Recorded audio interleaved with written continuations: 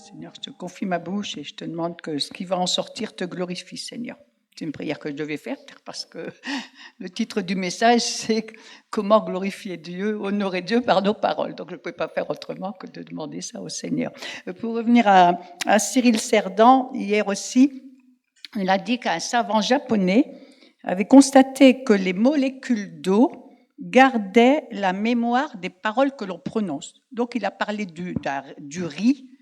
Un riz, alors je ne sais pas si c'est un riz cuit ou un riz dans l'eau, je ne sais pas, il n'a pas donné l'explication, mais il a parlé du riz qui avait reçu des paroles de malédiction, et ce riz a moisi plus vite qu'un riz normal, que dans d'autres conditions, quoi, voyez. Donc la puissance de nos paroles, même sur ce qui semblerait inanimé, enfin ne pas avoir de vie. On sait par exemple que si on dit des paroles gentilles aux plantes, il paraît que ça leur fait du bien, elles sont meilleures, elles grandissent mieux et tout ça. Alors, donc, ce message, j'avais dit, c'est la suite de celui d'il y a 3 semaines. Il y a 3 semaines, c'était le poids de nos paroles. On avait vu que nos paroles sont puissantes, elles auront un poids. Dieu nous a donné ce merveilleux don de la parole, mais c'est une responsabilité que l'on a, parce qu'on peut faire beaucoup de mal, on l'a vu, involontairement, même parfois par des paroles dites sans réfléchir. Et Jésus a dit que nous aurons tous à rendre compte de nos paroles, soit en bien, soit en mal. Alors aujourd'hui, donc voilà, on va voir la suite, c'est-à-dire comment on peut honorer, glorifier Dieu par nos paroles.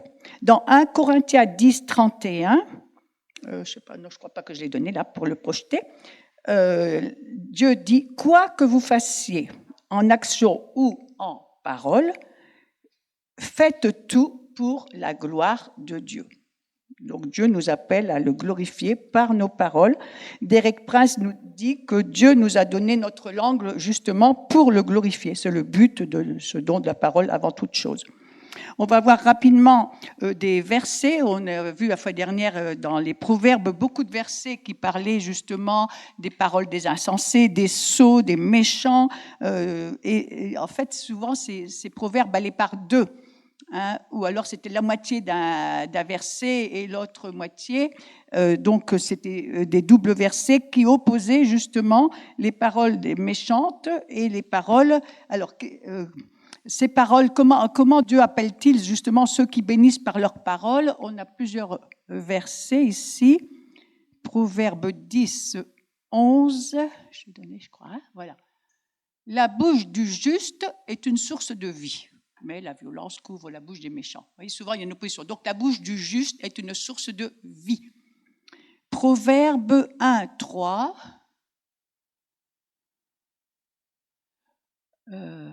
Moi, je me suis trompée. Non, c'est pas grave, c'est rien, je le dis.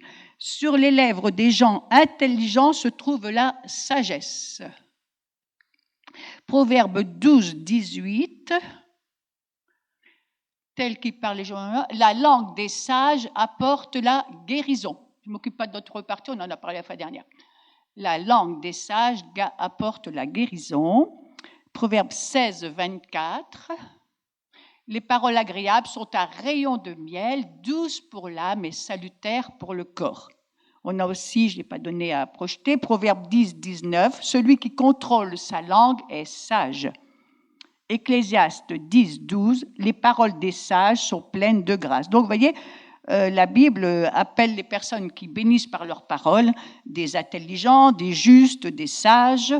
Et par leurs paroles, quand on est sage, on essaye de bénir. On a des paroles favorables, c'est pleine de grâce. Ça a bien fait sur l'âme, ça a bien fait sur le corps aussi, des paroles bienfaisantes. Jacques, dans 3, 2, dit... je ne sais pas si j'ai donné. Oui, j'ai donné. Non, je n'ai pas. Bon, alors, c'est rien. Ah oui, c'est vrai, je n'ai pas donné. Jacques 3, 2 dit « Qui ne pêche pas par sa langue est un homme parfait. » Vous en connaissez beaucoup d'hommes parfaits? Je crois que j'en connais qu'un, moi, c'est Jésus. C'est normal, parce que je crois que c'est impossible qu'on ne pêche jamais par notre langue, mais on a vraiment besoin de la grâce de Dieu pour pécher le moins possible. Donc ça montre combien c'est important aux yeux de Dieu. Si on ne dit rien qui puisse être un péché, en principe c'est comme si presque on ne péchait jamais, parce que c'est surtout malheureusement par notre bouche que l'on pêche. C'est surtout par là, je crois, par ce que l'on dit. Voilà. Alors, on va voir maintenant plus précisément comment on peut honorer Dieu par nos paroles. Parce que quand on s'adresse à lui, disons. Voilà. Quand on s'adresse au Seigneur, d'abord en ce qui le concerne. Bon, on va voir des versets que vous connaissez, que l'on connaît par cœur. Quelquefois, ça fait du bien de rappeler. 1 Thessaloniciens 5, 16, 18 dit « Soyez toujours joyeux, priez sans cesse, remerciez Dieu pour toutes choses, car telle est la volonté de Dieu. » Dieu nous appelle à prier sans cesse. Prier, c'est pas toujours demander quelque chose, parce que ou alors c'est qu'on serait dans un monastère et encore. Enfin, je crois que c'est pour toujours être en relation avec Dieu, en communion avec lui. Moi, c'est le rêve de ma vie. Enfin, c'est vraiment ce que je souhaite, toujours être en communion avec Dieu. Je n'y arrive pas encore. Mais je crois que si on arrivait à toujours être en communion avec Dieu, on ne prononcerait aucune parole mauvaise, en fait. Ça ne serait pas possible, quoi. Si on était toujours en communion avec Dieu, je crois qu'on ne pécherait jamais par notre bouche, quoi. Donc, prier sans cesse. Donc, Dieu nous appelle à prier. Et remercier Dieu, l'action de grâce, la reconnaissance. Ce verset, on le retrouve dans Éphésiens 5, 20. Remercier Dieu en tout temps, pour toutes choses, au nom du Seigneur Jésus.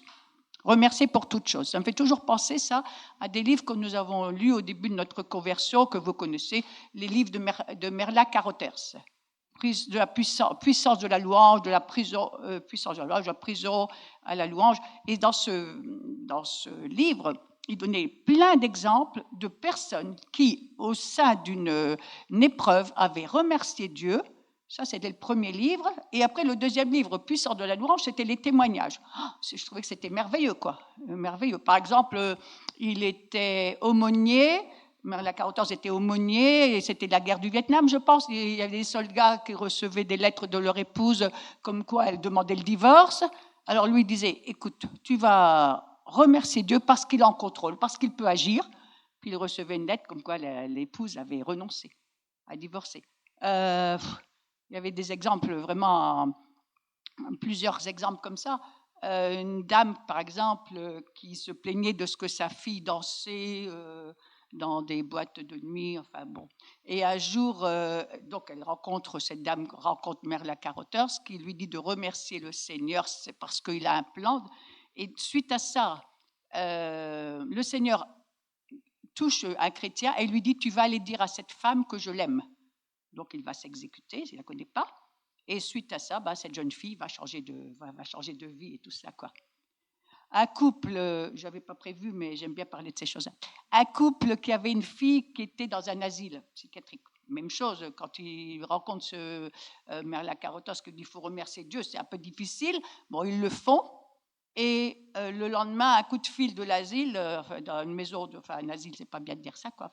Disant, écoutez, venez, on ne sait pas ce qui se passe avec votre fille, on ne la reconnaît pas, quoi.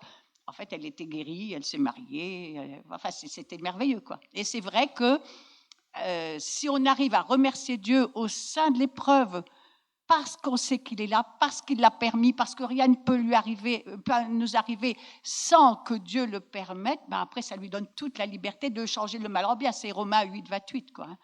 Voilà, toute chose concourt au bien de ceux qui aiment Dieu. Alors, Édouard Kowalski, peut-être que quelqu'un le connaît, c'est un vieux chrétien, je crois qu'il est encore en vie, une fois on l'a rencontré dans le sud de la France, je crois qu'il est originaire du Nord, bref. Il dit, dans les difficultés, l'action de grâce ébranle le pouvoir de l'ennemi. C'est pour ça justement, si l'ennemi nous veut du mal, si on remercie, ça va le stopper. Toutes nos œuvres, témoignages, prières doivent être accompagnées d'actions de grâce. C'est un honneur de travailler pour notre Père, le Dieu de l'univers, le Tout-Puissant. Quel privilège, dans nos prières, de parler à un Dieu si grand. Dieu veut que nous en soyons reconnaissants, et cela nous donne de l'autorité sur le malin. L'action de grâce qui accompagne la prière la rend plus efficace, elle stimule notre foi, et cela, évidemment, ça honore Dieu. Parce que si on remercie le Seigneur, on le fait entrer, on lui montre qu'on a confiance en lui. Et on connaît ce verset de Philippiens 4, 6, 7. Ne vous inquiétez de rien, mais en toute chose faites connaître, donc on parle à Dieu, vos besoins à Dieu par des prières, des supplications et des actions de grâce. Et la paix de Dieu qui surpasse toute intelligence gardera vos cœurs et vos pensées en Jésus-Christ. Donc, même chose, ne pas s'inquiéter. Quand on a un souci, on le confie au Seigneur. Sa connaissance est bien sûr un acte de foi, ça, voilà. Ça montre que Dieu est au-dessus de tout, qu'il peut tout changer. Alors bien sûr, on sait très bien que quand on s'adresse à Dieu, on l'honore aussi par notre louange, par notre adoration. Le psaume 100 dit que toute la terre pousse des cris de joie à Adonai. Entrez dans sa présence, c'est ce qu'on a fait tout à l'heure, on a chanté, avec des chants de joie. Franchissez ses portes avec reconnaissance, entrez dans ses parvis avec des louanges. Quand on commence un culte, on honore Dieu, on commence par le louer, par l'adorer, par prier. Vous voyez, on parle de joie. Seigneur veut que l'on soit joyeux, enthousiaste. Enthousiaste, ça vient de anthéos en grec, qui veut dire être en Dieu. La joie, c'est une marque de ce qu'on a. Enfin voilà, c'est notre marque. D'ailleurs, certains ont déjà entendu parler, je crois, de Lucien Clerc, qui était non, je sais pas. Non, Lucien Clerc, c'était un pasteur de l'Ouest. Il est mort depuis un certain nombre d'années, mais qui était assez connu. Enfin, il écrivait souvent dans les feuillets de calendrier, il faisait des conférences, et il disait un chrétien triste est un triste chrétien. Voilà, un chrétien triste est un triste chrétien. Et d'ailleurs, quand on va témoigner, en général, avec Alaire, je crois qu'on est toujours souriant avec les personnes pour montrer notre joie face à des gens qui ont beaucoup de problèmes. On honore Dieu aussi, bien sûr, en se repentant, en confessant nos péchés. Alors, bien sûr, tout ça, on le sait. Et maintenant, nous allons voir comment on peut honorer Dieu quand on s'adresse à lui en ce qui concerne les autres. Ça, on le sait aussi, n'est-ce pas? Comment glorifier Dieu quand on s'adresse à lui concernant les autres? En priant. Jacques 5, 16, en priant pour les autres. Jacques 5, 16. Confessez donc vos péchés les uns aux autres. Priez les uns pour les autres afin que vous soyez guéris. La prière agissante du juste a une grande efficacité. Dieu nous appelle, vous voyez, quelquefois, à confesser nos péchés les uns aux autres, savoir l'humilité de cela. Donc, on glorifie Dieu aussi parce qu'on a cette humilité. On prie les uns pour les autres et on prie, bien sûr, pour la guérison, que ce soit une guérison physique, une guérison psychique. Dieu nous appelle à prier les uns pour les autres. 1 Jean 5, 16. Si quelqu'un voit son frère commettre un péché qui ne mène point à la mort, qu'il prie, et Dieu donnera la vie à ce frère. Il la donnera à ceux qui commettent un péché qui ne mène point à la mort. Oui, bon, ça, après, le reste. Donc voilà, on peut prier aussi, bien sûr, en faveur de ceux qui pêchent, au lieu d'accuser, de prier pour que Dieu leur parle et change. Éphésiens 6, 18. Faites en tout temps, par l'Esprit, on l'a vu tout à l'heure, je crois, toutes sortes de prières et de supplications. Veillez à cela avec une entière persévérance et priez pour tous les saints. Prier pour tous les saints. C'est qui tous les saints? On prie pour nos frères et sœurs, on prie pour ceux qui ont des problèmes, quand on sait qu'il y a des problèmes. On prie pour les chrétiens persécutés, on prie pour le peuple juif aussi. Voilà, c'est très important, donc, quand on sait qu'il y a un problème, de prier. Et on a ce texte aussi bien connu de 2 Chroniques 7, 14, 16. Je ne te l'ai pas donné. Bon, c'est pas grave. Si mon peuple, j'en avais tellement que j'en ai donné qu'une partie, mais enfin on le connaît, si mon peuple, sur qui est invoqué mon nom, s'humilie, prie et cherche ma face, et qu'il se détourne de ses mauvaises voies, je l'exaucerai des cieux, je lui pardonnerai son péché et je guérirai son pays. C'est-à-dire que là, Dieu nous appelle à prier pour nos pays. S'humilier, on demande pardon pour les péchés, les nôtres, mais aussi pour ce qui se passe dans le pays. Il ne faut pas s'attendre à ce que nos présidents de la République demandent pardon à Dieu. C'est ce qu'ils demandent. Donc, c'est à nous de le faire. Ça se voit dans la Bible, quand on lit Daniel 9, c'est toujours 9. Néhémie 9, Esdras 9, ce sont des prières que les serviteurs de Dieu ont fait monter vers lui pour demander pardon pour les péchés. On a Daniel 9, 8. Est-ce que j'ai mis? Non. Adonai, que la honte tombe sur nous, nos rois, nos chefs, nos pères, car nous avons péché contre toi. Donc, il demande à Dieu pardon pour les péchés. Et qu'est-ce que dit Dieu dans 2 Chroniques 7, 14? On a vu, je guérirai son pays. Je ne sais pas si vous êtes de mon avis, mais moi, j'ai comme l'impression qu'on a plus que jamais besoin de prier pour notre pays et pour ceux qui nous gouvernent. Je ferme une petite parenthèse. Je ne dirai pas plus. Bon, enfin, on a vraiment besoin de prier. Alors, maintenant, comment prier pour ceux qui nous font du mal, qui ont mal agi contre nous? Quelquefois, ça peut arriver aussi. Déjà, je pense qu'est-ce qui doit sortir de notre bouche? Je pense que d'abord, on doit répandre notre cœur devant le Seigneur, tout lui confier, nous décharger sur lui. Tout sentiment négatif, sentiment d'injustice, la colère, des personnes peuvent être injustes envers nous. Et si on se décharge de cela, ça fait du bien, ça va alléger notre fardeau. Et le Seigneur va nous donner la paix, comme on l'a vu tout à l'heure dans Philippiens 4, 6, 8. Déchargez-vous sur lui tout fardeau, et la paix de Dieu remplira votre cœur. On se décharge sur le Seigneur. Et après, attention à ce qui va sortir de notre bouche, puisqu'on sait que Dieu nous dit quoi? Matthieu 5, 44, 48. Mais moi, je vous dis, dit Jésus, aimez vos ennemis, bénissez ceux qui vous maudissent, faites du bien à ceux qui vous haïssent, priez pour ceux qui vous maltraitent et qui vous persécutent, afin que vous soyez fils de votre Père, je crois, c'est ça, je pense, qui est dans les cieux. Donc, Dieu nous demande de prier, de ne pas maudire. On peut très bien dire ce qui nous arrive, c'est normal de se confier, mais d'éviter des paroles de condamnation, de bénir ceux qui nous font du mal. En faisant cela, on se fait du bien à nous, on préserve notre cœur de l'amertume, on a déjà dit, l'amertume comme un cancer, et on laisse Dieu régler le problème. Donc, voilà. Mais ça n'empêche pas que je le redirai tout à l'heure quand je reparlerai des problèmes. Alors, ce n'est pas toujours facile, mais on fait confiance au Seigneur. Maintenant, quand on prie Dieu en ce qui nous concerne et que nous sommes dans les épreuves, dans les difficultés, la maladie, etc.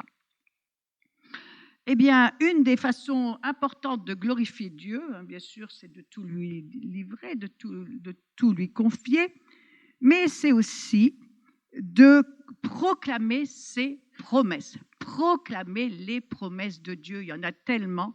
La Bible est pleine de promesses. Se les approprier, les proclamer pour que ça devienne des paroles réma. Peut-être avez-vous déjà lu un livre qui s'appelait « Le fruit de nos paroles » de Don Gossé. C'est un petit livre. Et cet homme de Dieu raconte au début de son livre que son épouse était presque mourante suite à un accouchement, je ne sais pas, elle avait un rhumatisme qui avait gagné tout son corps, et lui, il lui a simplement cité un verset de la Bible, le psaume 27, verset 1. Il y a plusieurs versions, c'est l'Éternel est la force de ma vie. Il peut y avoir le soutien, la forteresse. Lui, il a dit à sa femme, tu vois, regarde ce verset, la Bible dit « L'Éternel est la force de ta vie ». Alors, il raconte que sa femme étant très, très faible, elle l'a prononcé en murmurant tout doucement, tout doucement, tout doucement. Elle a eu un peu plus de force. Elle l'a vraiment saisie comme une promesse de Dieu pour elle. Elle s'en est saisie, elle l'a proclamée avec foi et elle a été guérie. Rien qu'en proclamant une promesse de Dieu comme celle-là. La puissance de la parole, c'est important. La puissance de la parole quand on s'en saisit. Alors c'est pour ça, c'est important de se saisir vraiment des promesses de Dieu pour nous. Alors je vais vous parler de quelqu'un dont je mets quelquefois des photos sur le groupe WhatsApp, c'est de Kenneth Hagin. Voilà. Alors il y a 9 mois, nous avons acheté un livre de Kenneth Hagin avec une lecture tous les jours. Alors cet homme, c'est un exemple vraiment de quelqu'un qui a mis sa confiance dans la parole de Dieu. il était très souffrant. Dans mon adolescence, dit-il, je devins grabataire et la science médicale prononça mon arrêt de mort. Toute ma vie, j'avais entendu l'annonce de la nouvelle naissance. Je connaissais la volonté de Dieu concernant le salut. Et en me donnant au Seigneur, alors que j'étais clouée au lit, j'avais l'assurance d'être exaucée. Néanmoins, j'étais toujours alitée. Je manquais certainement de compréhension de la parole de Dieu à propos de la guérison divine, de la prière et de la foi. Tout ce que j'avais entendu les prédicateurs dire se résumait à « laisse agir le Seigneur, il sait ce qui convient le mieux ». Bien sûr, mais la parole nous promet le meilleur de Dieu. Après avoir approfondi mes études bibliques, j'entrevis les étapes à franchir dans la prière et j'appris à donner libre cours à ma foi. Dès que je compris ce que disait la parole de Dieu sur la guérison divine et que j'agis en conséquence, j'obtins des résultats. Alors, il dit, donc il a été guéri miraculeusement. Kenneth Hagin dit, les paroles que nous prononçons sont beaucoup plus importantes que ce que nous croyons. Elles nous font réussir ou échouer. Elles nous guérissent ou elles nous rendent malades. Elles peuvent nous détruire ou nous remplir de vie, de bonheur et de santé. Les paroles créent les choses spirituelles. Elles produisent les effets physiques. Nous sommes le produit de nos paroles. Pensez, parlez, croyez en accord avec la parole de Dieu. Quand quelqu'un dit « je meurs de peur », il ne faut jamais dire une chose pareille, dit-il, « je meurs de peur », ce mot est trop fort, trop négatif, « je meurs de peur », il faut éviter de dire des choses comme ça. Hein. Il dit « si je suis tenté d'avoir peur, je m'adresse à la peur et je lui dis « peur, je te résiste au nom de Jésus ». Je refuse d'avoir peur. Même chose pour le doute. La Bible dit « la langue des sages apporte la guérison », Proverbe 12, 18. Alors il dit « je ne parle jamais maladie, je ne crois pas à la maladie, je parle santé ». Et il dit d'ailleurs qu'il n'a jamais plus été malade. Je ne sais pas comment il est mort, mais il est mort très âgé. Il dit qu'il n'a jamais été malade de sa vie. Alors il dit « proclamez, ne dites pas par exemple « je suis vaincu », proclamez « je suis vainqueur ».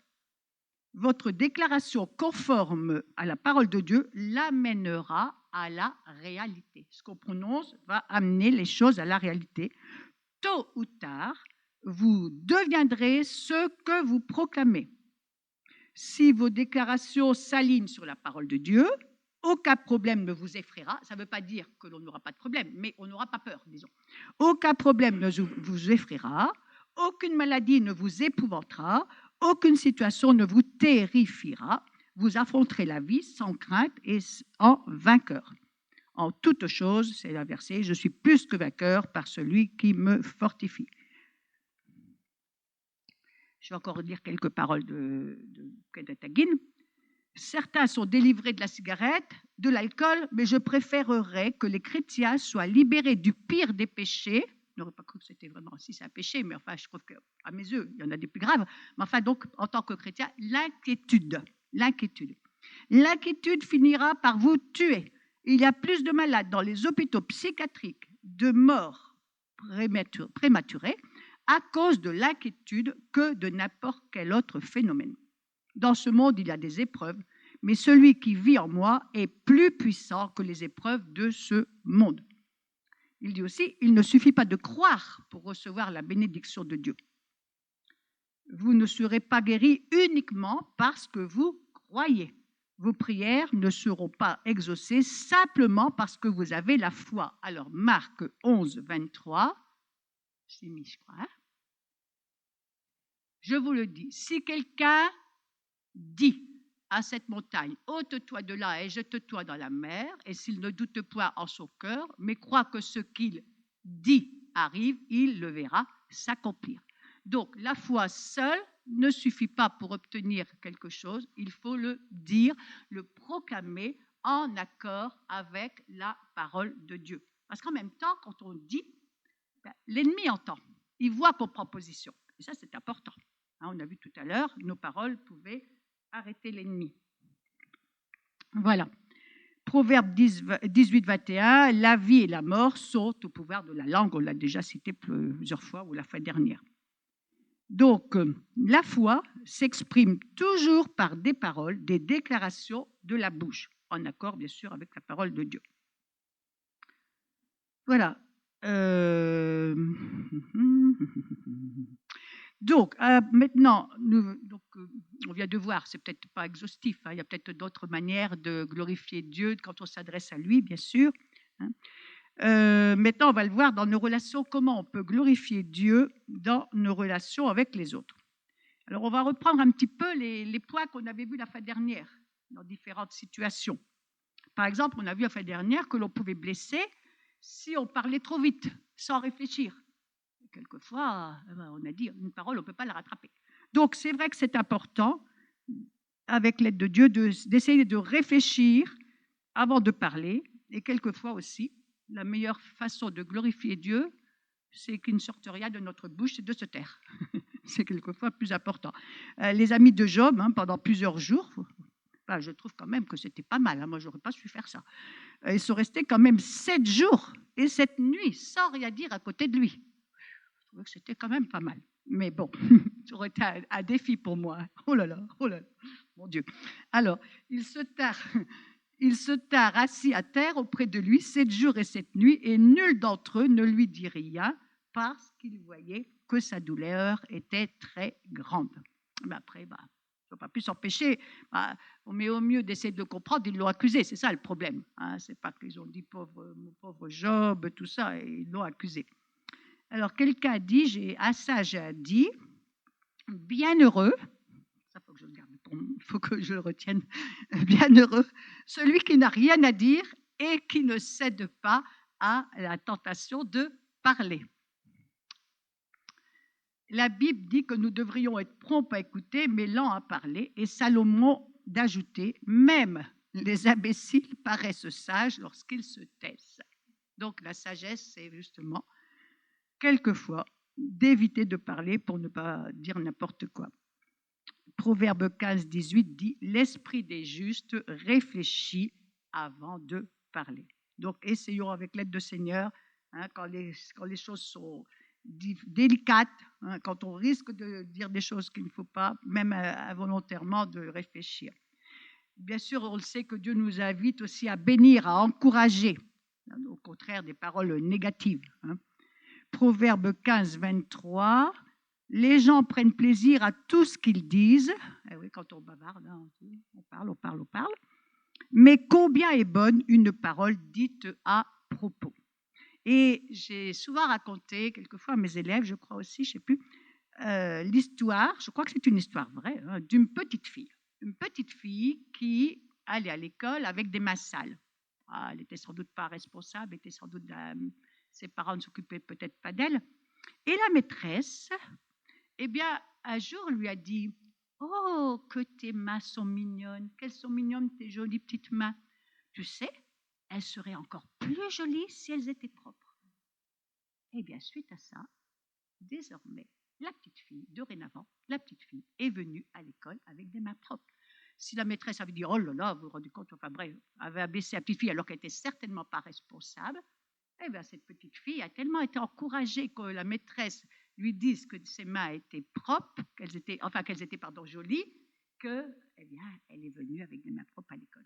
Tu connaissais l'histoire, Véro? Non, tu la connaissais? Oui, je pense que c'est une histoire vraie, donc elle est assez connue sans doute. Voilà. Donc, essayons, quand il y a quelque chose à redresser, à changer, essayons de demander toute la délicatesse au Seigneur pour ne pas accuser. Et on a vraiment besoin de lui. Colossiens 3, 16. Oui. Que la parole de Dieu demeure en vous dans toute sa richesse. Instruisez-vous, exhortez-vous les uns les autres en toute sagesse, par des psaumes, par des hymnes, par des cantiques spirituels, chantant à Dieu de tout votre cœur en vertu de la grâce. Donc, un autre moyen aussi, dans nos relations avec Dieu, de glorifier, dans nos relations avec les autres, de glorifier le Seigneur, c'est d'exhorter, d'encourager et surtout, bien sûr, avec la parole de Dieu, parce qu'elle est puissante, faire qu'on puisse amener les autres à faire confiance dans ce que Dieu dit. Maintenant, Autre chose, la fois dernière, vous vous souvenez, on avait parlé de colporter, de divulguer des choses, de médire, tout cela, hein, et on a vu que cela déplaisait vraiment à Dieu. On avait pris l'exemple, vous vous souvenez, de Noé avec ses 3 fils, hein, quand 2 des fils étaient, enfin quand le fils Cham était venu dénoncer le fait qu'il avait vu son père nu. Et Dieu, justement, nous demande de ne pas colporter, de faire preuve de... Enfin, quand ça ne fait pas de tort aux autres, attention, on va voir ça après, hein, mais de couvrir. Hein. Proverbe 10, 12. L'amour couvre toutes sortes de transgressions. Si on aime, eh bien, on essaye de couvrir, voilà, comme la couverture, vous vous souvenez, on avait parlé la fois dernière, des 2 fils qui avaient couvert, les 2 fils de Noé, qui avaient, en faisant une marche arrière, qui avaient couvert sa nudité avec un manteau. Proverbe 17, 9, celui qui dissimule une faute encourage l'amour. Donc, par amour, faisons attention. Quand on voit un problème, eh bien, on va voir la personne, on va le voir après, on va voir la personne, mais on évite d'ébruiter, hein, ce qui n'est pas juste aux yeux de Dieu. On évite de médire. En plus, savoir que Dieu est toujours pour nous. Vous vous souvenez l'histoire de Moïse? Il a épousé une femme étrangère. Normalement, ce n'était pas ce que Dieu voulait. Et son frère, sa sœur, Myriam et Aaron, ont commencé à parler à 2 sur lui, au lieu d'aller le voir et sur nous parler. Vous vous souvenez ce qui est arrivé à Myriam? Elle a attrapé la lèpre. Eh oui. Et pourtant, disons qu'il avait péché, je crois, contre Dieu. Il ne devait pas épouser une femme étrangère. Mais Dieu est toujours pour nous. Quand c'est comme ça, ils auraient dû aller lui en parler, plutôt que de parler sur son dos. Vous voyez, c'est ça en fait. Hein, quand il y a un problème, on va le voir un peu plus loin d'ailleurs, quand il y a un problème, on va voir la personne plutôt que la médisance. On lui rend beaucoup plus service en allant parler. Voilà. Donc Dieu, oui, alors... Maintenant, dans les conflits, quand il y a un conflit, Proverbe 15, 1, une réponse douce calme la fureur. Oh là là, que ça n'a pas toujours été facile de mettre ça en pratique. Hein, oh quand le ton monte, on y arrive au cours avec des années. Proverbe 16, 32, celui qui contrôle sa langue vaut mieux qu'un héros de guerre. Vous vous rendez compte, hein, tout à l'heure on parlait d'un homme parfait, et ici un héros de guerre. Comme on voit combien c'est important aux yeux de Dieu d'arriver à bien utiliser notre langue. Un héros de guerre, celui qui contrôle sa langue. Une langue tendre peut briser des os. Donc combien c'est important d'arriver à éviter de renchérir quelquefois dans la violence et de faire preuve de retenue, de tempérance, être des hommes, des femmes de paix, à manifester le fruit de l'esprit. Quand on fait de la relation d'aide, on apprend que le tu. C'est pas qu'on fait de la danse, hein, non. Le tu, T-U, tu, T-U-E. C'est-à-dire qu'on a tellement vite fait de dire tu ceci, tu cela, tu... Oh là là, alors l'autre, hein, quelquefois je disais à mon mari, je suis d'accord avec ce que tu me dis, mais pas la manière dont tu le dis. Donc on apprend en relation d'aide, c'est vieux ça, maintenant on se dispute presque plus jamais. Non, on vit dans la paix. Après 58 ans de mariage, vous me direz, on vit vraiment dans la paix, mais c'est vrai qu'à des moments où je disais, je suis d'accord avec ce que tu me dis, mais pas la manière dont tu me le dis. Mais le tu, c'est-à-dire au lieu de dire tu ceci, on dit je, et j'y arrivais pas justement. Tu vois, je suis peinée, je suis triste, ça m'a affectée, voilà, on parle de ses sentiments, comme ça. Quand il y a un conflit, l'autre voit l'effet que ça a sur nous, quoi. Mais si on commence à renchérir, on n'en sort pas. Il faut être des personnes de paix. Hein. Dieu nous demande cela. Toujours, puisqu'on parle de parole, pour ceux qui sont en couple, moi j'ai toujours trouvé qu'une des clés très importantes, mon mari fronce ses sourcils, demande de ce que je veux dire, c'est l'importance, et je crois que ça a beaucoup, été profitable à notre couple, c'est quand on arrive à prier à 2. Ça, c'est, désolé pour les célibataires, mais enfin bon, on peut prier avec d'autres personnes. Mais c'est tellement important de prier en couple, tellement important. Ça montre qu'on est humble et que, vous voyez, c'est la corde à 3 brins, quoi. Que ça montre que pour vivre en harmonie dans le couple, c'est important de se placer devant Dieu parce qu'on compte sur lui, parce qu'on sait que par nous-mêmes, on n'est pas toujours capable. Alors maintenant, quand on voit quelqu'un qui pêche, notamment dans l'assemblée, hein, ça peut être, ça peut être important. Alors, Matthieu 18, 15 dit, si ton frère commet un péché contre toi, dans l'assemblée, ce n'est pas obligatoirement dans l'assemblée, remarquez, mais ça, c'est un chrétien, hein, si ton frère commet un péché contre toi, va le trouver et montre-lui sa faute, mais en privé. C'est une affaire entre vous deux. S'il ne t'écoute pas, prends une ou deux personnes avec toi. S'il refuse de les écouter, dis-le à l'assemblée. Donc, vous voyez, il s'agit d'un problème entre chrétiens et Dieu nous demande à la fois d'être francs, mais dans l'amour et dans la discrétion. Toujours important. D'ailleurs, Galates 6, 1 dit, frères, si un homme vient à être surpris en quelque faute, vous qui êtes spirituels, redressez un tel homme avec un esprit de douceur, et toi, prends garde à toi-même de peur que tu ne sois aussi tenté. C'est-à-dire, peut-être que c'est toi demain qui va pécher. Ne juge pas ton frère trop vite, hein, on ne sait pas. Donc, Dieu nous appelle aussi à l'humilité. Pas croire qu'on peut être supérieur parce que quelqu'un est tombé, a péché, on ne sait pas dans quelles conditions, on n'était pas à sa place, etc. Enfin, 1 Thessaloniciens 5,14 dit « Avertissez ceux qui vivent dans le désordre, car ça peut nuire, avertissez ceux qui nuisent dans le désordre. » Évidemment, c'est normal, hein, parce que en tant que chrétien, ça peut nuire à la communauté. Ensuite aussi, n'oublions pas que nous avons le devoir de dénoncer le mal. Ne pas dénoncer le mal, ça peut être un péché. Vous imaginez tous les scandales qu'il y a eu dans les églises, là, tous ces enfants, tout ce qui s'est passé. Silence radio pour préserver l'image de l'Église, toutes les victimes. Mais il y a des gens, ce n'est pas seulement ceux qui ont péché, hein, qui vont devoir en parler à Dieu, qui vont rendre des comptes, tous ceux qui ont su et qui n'ont rien dit. C'est grave. On a notre devoir de dénoncer le mal.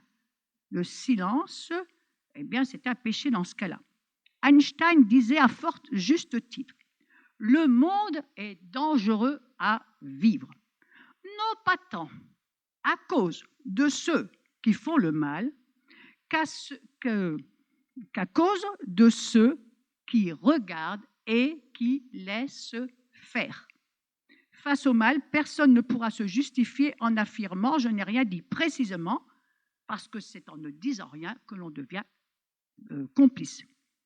N'oublions jamais que, croyant ou non, c'est à Dieu que nous aurons à rendre des comptes, non seulement pour toute parole prononcée ou action accomplie, mais aussi pour tout ce qui devait être fait ou dit et qui aurait été négligé ou non dit.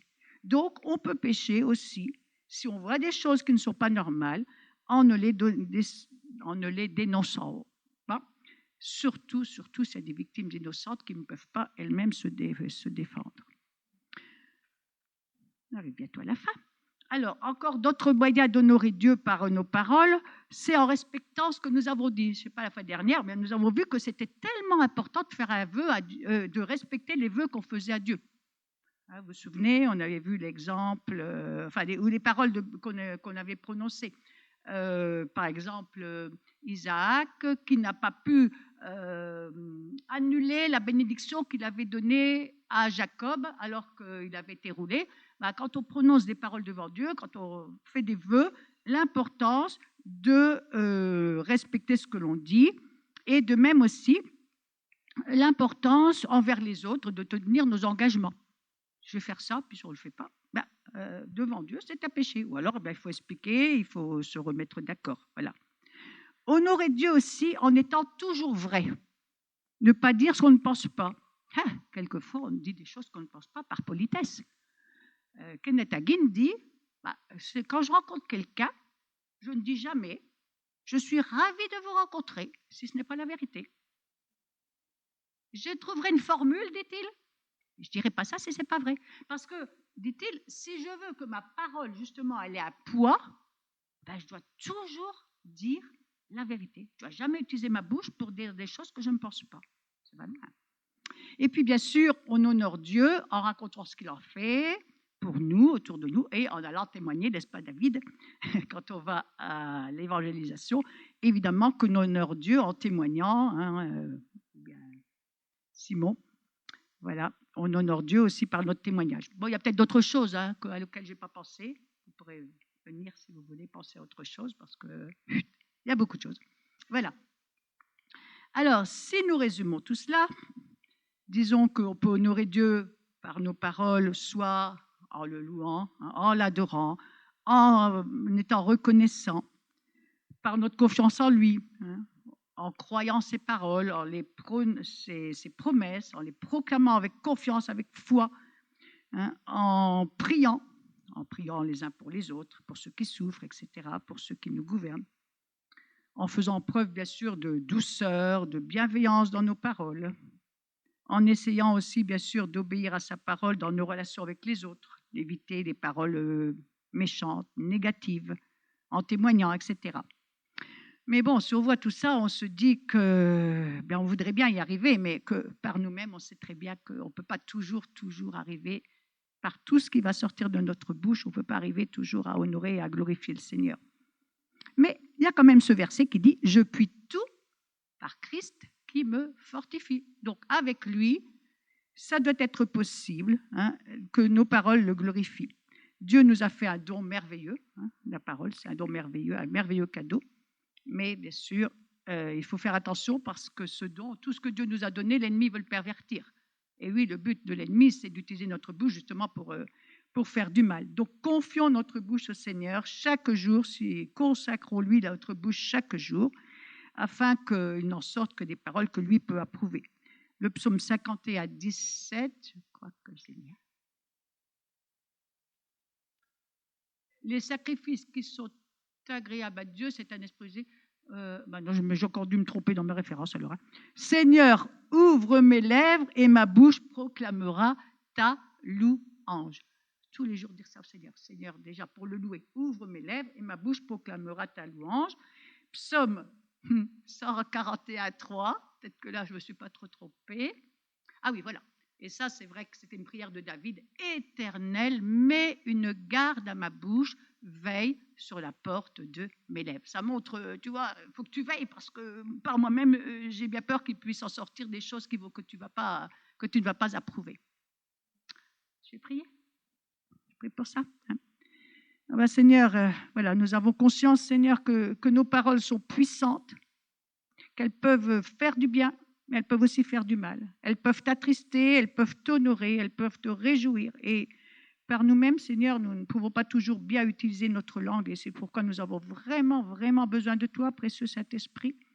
Aide-nous à utiliser notre bouche, nos paroles pour te louer, Seigneur, pour te glorifier, pour être des instruments de paix entre tes mains, pour apporter la joie, pour apporter la vie, Seigneur, autour de nous, pour témoigner de ton amour, Seigneur. Seigneur, que notre bouche soit un instrument, un canal de bénédiction entre tes mains, Père. Au nom de Jésus, merci, Papa. Amen.